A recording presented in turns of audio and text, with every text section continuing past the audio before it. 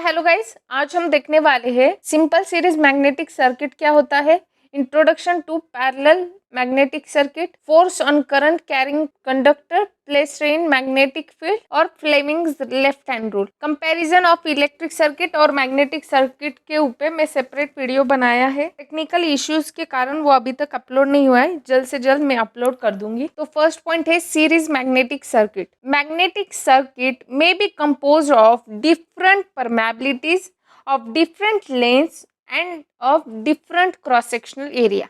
Such a circuit is called as composite. अगर हम कहते हैं कि हमारा सर्किट कंपोजिट सर्किट है तो वहाँ पे क्या है, परमेबिलिटी डिफरेंट है, क्रॉस सेक्शनल एरिया डिफरेंट है और हमारी लेंथ है वो भी डिफरेंट है उस मटेरियल की, ओके, उस सर्किट के लिए। When such parts are connected one after the another, the circuit is called as series magnetic circuit. तो हमारा सीरीज मैग्नेटिक सर्किट क्या होता है, जैसे कि हम जानते हैं हमारे इलेक्ट्रिक सर्किट में हम रेजिस्टर को कनेक्ट कर देते हैं सीरीज में, वैसे ही हमारे मैग्नेटिक सर्किट में हम मैग्नेटिक मटेरियल को कनेक्ट कर देते हैं एक दूसरे से। ओके, हम कंसीडर करें जैसे कि लेफ्ट हैंड साइड को एक डायग्राम दी है, उसमें देख सकते हैं कि तीन मटेरियल है, तीन मैग्नेटिक मटेरियल को हमने कनेक्ट किया है, तीनों की डिफरेंट लेंथ से L1, L2, L3 और तीनों का different cross sectional area consider कर रहे हैं A1, A2, A3 और तीनों की डिफरेंट परमेबिलिटीज है μ1, μ2, μ3। ओके, तो हमारे इलेक्ट्रिक सर्किट में भी क्या होता है, एक सप्लाई होता है, वैसे हम हमारे जो मैग्नेटिक सर्किट है उसको भी सप्लाई देंगे, उसमें से भी करंट को पास करेंगे। ओके, तो हमारा जो मैग्नेटिक सर्किट है उसमें भी हमारा क्या होता है, ओके, फ्लक्स भी सेम होता है।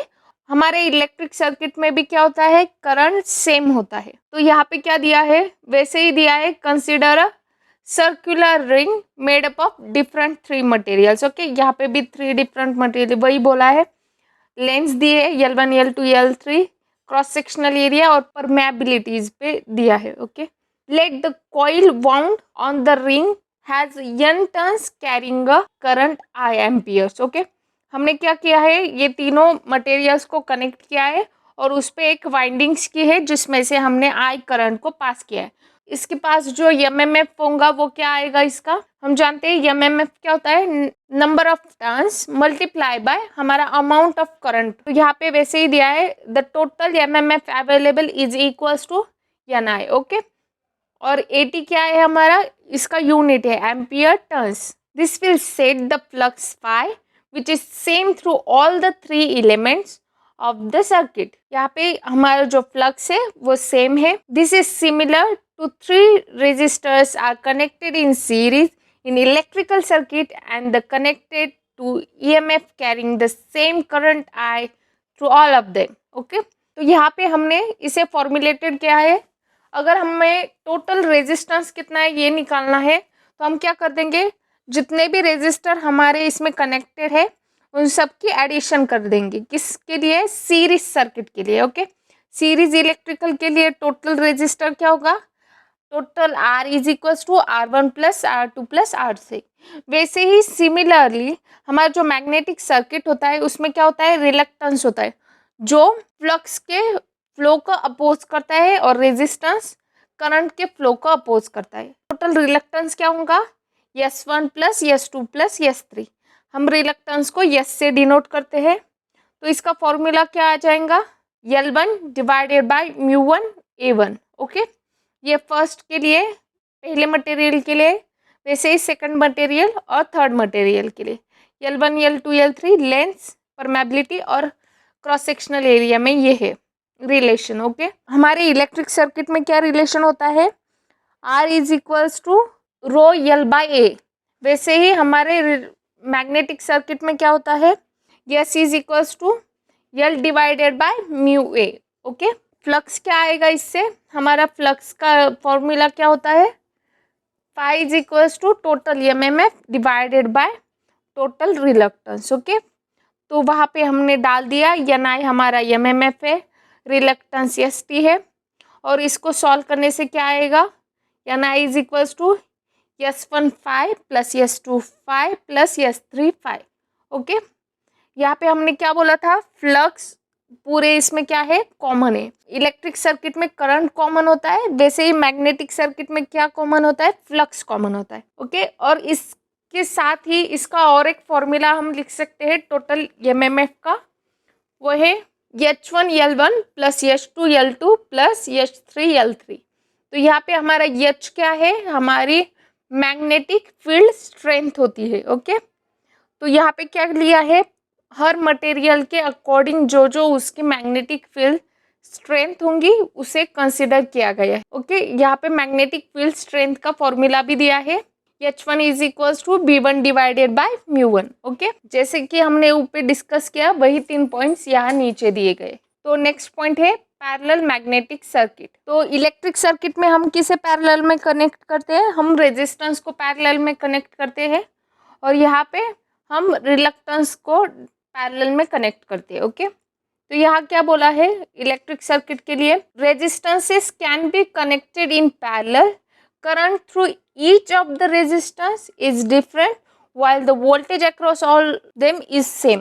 पूरे सर्किट में वोल्टेज सेम होता है और करंट डिफरेंट होता है। वैसे ही मैग्नेटिक सर्किट में क्या होता है, यहाँ पे हम रिलक्टेंस को पैरेलल में कनेक्ट कर देते हैं, और यहाँ पे क्या बोला है नीचे main point, a magnetic circuit which has a more than one path for the flux is known as parallel magnetic circuit। हमारे फ्लक्स के लिए अगर ज़्यादा पाथ हुए, एक से ज़्यादा पाथ हुए उसको फ्लो करने के लिए, उसको आने जाने के लिए, तो उसे क्या कहते हैं हम, पैरेलल मैग्नेटिक सर्किट। ओके, किससे इक्विवेलेंट है, इलेक्ट्रिक सर्किट से ही इक्विवेलेंट है। ओके, यहाँ पे देखो मैंने 2 डायग्राम्स दिखाई है, जिसमें लेफ्ट हैंड साइड की जो डायग्राम है वो हमारी है मैग्नेटिक सर्किट के लिए, और राइट हैंड साइड की डायग्राम है इलेक्ट्रिक सर्किट के लिए। इलेक्ट्रिक सर्किट होता है जब भी हम रेजिस्टेंस को पैरेलल में कनेक्ट करते हैं, वोल्टेज सेम होता है और करंट डिफरेंट होता है। ओके, तो मैग्नेटिक सर्किट के लिए क्या बोला है यहाँ पे, इसकी कंडीशन के लिए हमारा जो फ्लक्स होता है वो अलग अलग होता है, और हमारा जो सप्लाई होगा वो सेम होगा। इसमें भी वैसे ही होगा मैग्नेटिक सर्किट के लिए, पर मैग्नेटिक सर्किट के लिए प्रैक्टिकली हम सप्लाई पे नहीं बोल रहे हैं, वोल्टेज पे नहीं बोल रहे हैं, यहाँ पे सिर्फ और सिर्फ हम कंसिडरेशन में फ्लक्स ले रहे हैं। यहाँ पे कोर है, ओके, आउटसाइड लिम्स है, और 1 एक सेंट्रल लिम है। ओके, यहाँ पे टोटल 3 लिम है उसकी। यहाँ पे सेंट्रल लिम क्या है, A to D कंसिडर की है, और हमारी लिम 1 क्या है, ABCD ऐसा उसका पाथ है, और हमारा जो लिम 2 है उसके अकॉर्डिंग कौन सा पाथ है, AFED। ओके, ये पाथ कंसिडर किए हैं।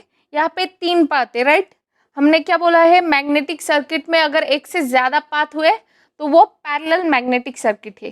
तो ये पैरेलल मैग्नेटिक सर्किट हुआ। यहाँ पे मैंने 3 पाथ नीचे लिखे हैं, देखो, path 1 is equals to ABCD, part 2 is equals to AFED, और पार्ट 3 कौन सा लिया है, सेंट्रल लिम ली है A to D। ओके, जिसपे हमने क्या लिया है, n नंबर ऑफ टर्न्स को कनेक्ट किया है। ओके, तो उसके अकॉर्डिंग हम देखते हैं कि लेंथ क्या होंगी और उसका रिलक्टेंस क्या होगा।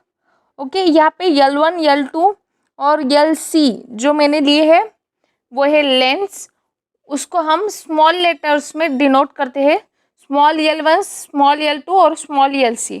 मैंने आपको समझने के लिए यहाँ पे कैपिटल में लिया है, और उसके अकॉर्डिंग जो भी रिलक्टेंस होगा वो होगा S1, S2 और SC। तो हमारा जो पहला पाथ है ABCD, उसके अराउंड क्या है, 5 क्या है हमारा फ्लक्स है, और उस पाथ के लिए हमारी L1 लेंथ कंसिडर की है और S1 हमारा रिलक्टेंस है।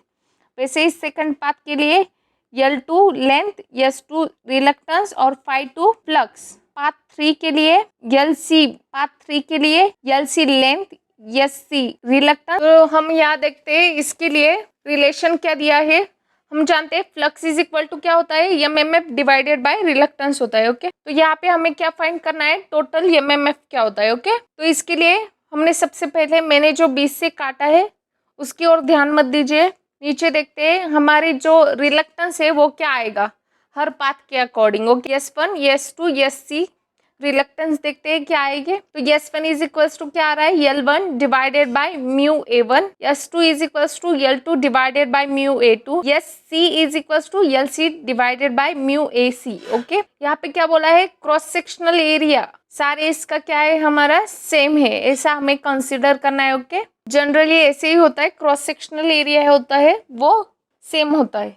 तो यहाँ से टोटल MMF क्या आएगा, total MMF is equals to MMF required by central limb plus किसी भी एक पाथ का हम कंसिडर करते हैं। ओके, किसी भी एक पाथ का ही कंसिडर करते हैं, दूसरे का सेम ही होगा ऐसा कंसिडर किया जाता है। देखो यहाँ पे नीचे बोल्ड इसमें लिखा है, as per in the electric circuit EMF across the parallel branches is same.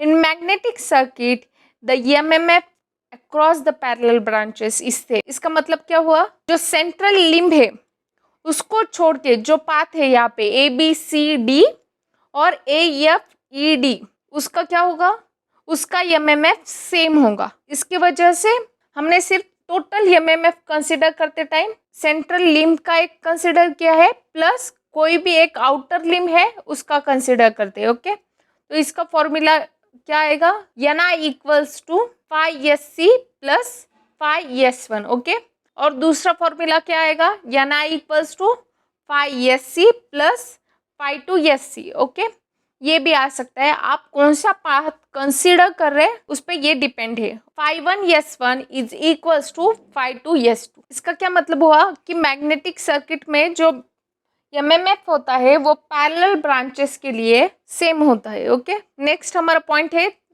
Force on current carrying conductor in a magnetic field. तो इस पॉइंट में हम क्या कर रहे हैं, हमारा जो करंट कैरिंग कंडक्टर होता है उसको हम प्लेस कर रहे हैं मैग्नेटिक फील्ड में। ओके, यहाँ पे डायग्राम में देखो, यहाँ पे मैंने परमानेंट मैग्नेट लगाया है, उसके बीच में मैंने करंट कैरिंग कंडक्टर को प्लेस किया है, वहाँ पे एक मैग्नेटिक फील्ड होंगी। ओके, यहाँ पे नेक्स्ट पॉइंट में क्या बोला है, current carrying conductor produces a magnetic field. Okay, वहाँ पे करंट कैरिंग कंडक्टर की वजह से क्या होगा, मैग्नेटिक फील्ड प्रोड्यूस होंगे। दो टाइप के फ्लक्सेस प्रोड्यूस होंगे। ओके, एक फ्लक्स परमानेंट मैग्नेट का होगा और दूसरा फ्लक्स करंट कैरिंग कंडक्टर का होगा। तो यहाँ पे इमेज में देख सकते हैं हम, तो हमारा जो A पॉइंट है उसमें हमारा जो परमानेंट मैग्नेट है वहाँ पे NS दिखाया गया है, उसकी मैग्नेटिक फील्ड दिखाई गई है, उसका फ्लक्स दिखाया गया है। ओके, फ्लक्स क्या होता है, total number of magnetic lines of force, तो वहाँ पे हमें दिख रहे हैं मैग्नेटिक लाइंस ऑफ फोर्स दिखाई गई है। ओके, तो ये क्या हुआ, flux due to permanent magnet. हमारा जो सेकंड पॉइंट है उसमें B पॉइंट में क्या दिखाया गया है, हमारा जो फ्लक्स है करंट कैरिंग कंडक्टर के वजह से कैसा आ रहा है, कैसा प्रोड्यूस हो रहा है वो दिखाया गया है। ओके, हमारी C इमेज है उसमें क्या दिखाई गई है, दोनों जो फ्लक्सेस है उसको साथ में दिखाया गया है। ओके, तो यहाँ पे हमने क्या किया है, करंट कैरिंग कंडक्टर को परमानेंट मैग्नेट के बीच में प्लेस किया है, तो वहाँ पे दोनों जो परमानेंट मैग्नेट है और हमारा करंट कैरिंग कंडक्टर है उन दोनों की एक फ्लक्स है, उनका अपना अपना फ्लक्स है। ओके, तो यहाँ पे क्या होता है, एडिशन ऑफ फ्लक्स होती है और कैंसिलेशन ऑफ फ्लक्स होता है। ओके, यहाँ पे एक अमाउंट ऑफ फोर्स प्रोड्यूस होता है, उसकी वजह से इस मैग्नेटिक फील्ड में एडिशन ऑफ फ्लक्स होता है और कैंसिलेशन ऑफ फ्लक्स भी होता है। तो यहाँ पे जो D इमेज है उसमें क्या दिखाया गया है, रिजल्टेंट दिखाई गया है। ओके, तो रिजल्टेंट क्या आएगा एंड में, जब ये कैंसिल भी होगा कुछ अमाउंट ऑफ फ्लक्स और कुछ अमाउंट ऑफ फ्लक्स एडिशन होगा, तो ये ऐसी डायग्राम आ रही है। देखो, जो बीच का पार्ट का जो फ्लक्स थे वो क्या हुआ है, कैंसिल हुआ दिख रहा है हमें। हमारी जो राइट हैंड साइड में वो सब फ्लक्सेस क्या हो रहे हैं, गैदर हो रहे हैं। ओके, एडिशन हो रही है, और लेफ्ट हैंड साइड में क्या हो रहा है, सबका कैंसिलेशन होके सिर्फ दो लाइंस ऑफ फोर्स हमें दिखाई दे रही है। हमारी D इमेज में राइट हैंड साइड को 5 लाइंस ऑफ फोर्स हमें दिखाई दे रही है, राइट। तो यहाँ पे एडिशन और सब्सट्रैक्शन हो गया है लाइंस ऑफ फोर्स का। ओके, पॉइंट है Fleming's left hand rule. Okay, Fleming's left hand rule क्या होता है, जब भी हम हमारे कंडक्टर को मैग्नेट्स के बीच में प्लेस कर देते हैं तो उसकी फ्लक्स की डायरेक्शन कैसी होंगी, करंट की डायरेक्शन कैसे होंगी, और उसमें अमाउंट ऑफ जो मोशन होगा उसकी डायरेक्शन कैसे होगी, वो हम किससे कंसिडर करते हैं, फ्लेमिंग्स लेफ्ट हैंड रूल से। Okay, Fleming's left hand rule हमें क्या कहता है कि हमारा जो थंब होता है डायरेक्शन ऑफ मोशन दिखाता है, हमारा जो फर्स्ट फिंगर होता है वो लाइंस ऑफ फ्लक्स दिखाता है और हमारा जो मिडल फिंगर होता है वो डायरेक्शन ऑफ करंट दिखाता है। ओके, बहुत सारे सर्किट में हमें जब भी डायरेक्शन ऑफ करंट की डायरेक्शन को पता करना होता है तो हम Fleming's right hand rule, Fleming's left hand rule, ऐसे रूल्स को यूज करते हैं। ओके, तो हमारा पिछला होमवर्क क्या था जिसमें मैंने आपको 2 एमसीक्यू सॉल्व करने को दिए थे। उसमें से पहला एमसीक्यू है, जब भी मैं मेरे मैग्नेट को किसी चीज से बांध दूंगी और उसे सस्पेंड कर दूंगी तो वो ऑटोमेटिकली एक डायरेक्शन खुद से ही एडजस्ट कर देता है। तो वो कौन सी डायरेक्शन एडजस्ट करता है? नॉर्थ और साउथ डायरेक्शन खुद से ही एडजस्ट करता है। ओके, हमारा नेक्स्ट एमसीक्यू है, the unit of flux density is. हमारे फ्लक्स डेंसिटी का यूनिट क्या होता है? टेस्ला। हमारा आज का होमवर्क क्या है? The unit of magnetic pole strength. Unit magnetic pole strength का यूनिट क्या होता है? और नेक्स्ट एमसीक्यू है, the region around the magnet in which magnetic influence can be experience is called as. Okay, तो ये किसकी डेफिनेशन है? फ्लक्स की है, लाइंस ऑफ फोर्स की डेफिनेशन है, स्ट्रेंथ की है या मैग्नेटिक फील्ड की? ओके, ये आपको पता लगाना है। इसके आंसर हम नेक्स्ट वीडियो में देंगे। आज अब तक हमने टोटल 6 एमसीक्यू कवर किए हैं सारे वीडियोस में मिलके। तो आज के लिए बस इतना ही। मैं मेरी सारी नोट्स मेरे टेलीग्राम चैनल पे डाल देती हूँ, तो टेलीग्राम चैनल को सब्सक्राइब करना ना भूले। अगर आपको मेरी वीडियो पसंद आ रही है और मैं क्या आपको पढ़ा रही हूँ वो समझ रहा है तो चैनल को सब्सक्राइब और वीडियो को लाइक करना ना भूले। Thank you.